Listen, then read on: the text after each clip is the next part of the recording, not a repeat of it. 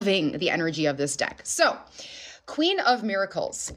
Now, the thing I noticed right away is that she's very centered and calm, right? So centered and calm, clear vision, third eye totally open and activated, fractals of consciousness coming out of her head, and she's calm. You know, oftentimes we might think of miracles, manifestation, and all of those things as this high effort endeavor. You keep trying and trying. You make your vision board. You're thinking really hard about what you want. But the secret is actually not those things. They're good tools, don't get me wrong. I'm not saying don't use those tools. But when we use a vision board, when we use our thoughts, are we doing it from a place of centered, calm knowing that, of course, God is going to bring what we need into our lives?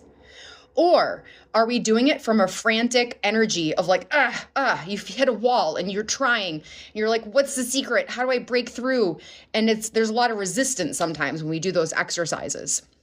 One of the first steps before doing any tool, and any tool works, any tool you use works, any religion you believe in works, any spiritual modality works. The most important part is the inner peace, the inner knowing, the inner calm.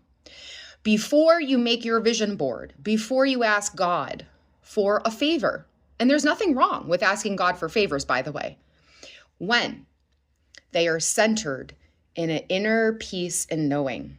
So before you start trying to manifest, Queen of Miracles is helping us remember that the energy we're trying to manifest from is very important.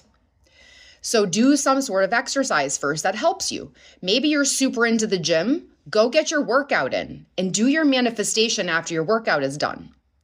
Maybe you love dance. Get a dance on, groove, hang out, do your thing, and then work on what you want to manifest. Maybe you're a writer. You love writing poetry. And after you're done with poetry, you always feel that release. Write a poem, then manifest. So Queen of Miracles is reminding us to come from that good centered place. And let me tell you, I relate. I heavily relate. In fact, just last night, I felt some attacks come in from some negative energy, and it started to get under my skin.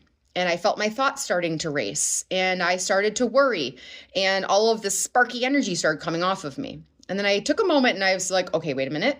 This isn't me. This is negative energy attacks. Let me come back to my center.